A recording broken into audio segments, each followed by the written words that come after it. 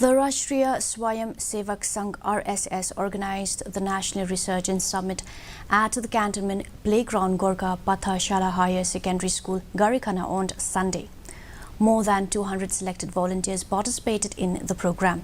In the drill program, volunteers demonstrated discipline and 40 types of stick handling experiments. On this occasion, All India Physical Education Head Sunil Gurkarni and other members associated with the association were also present on the stage. The organization will be celebrating its 100 years of its existence next year.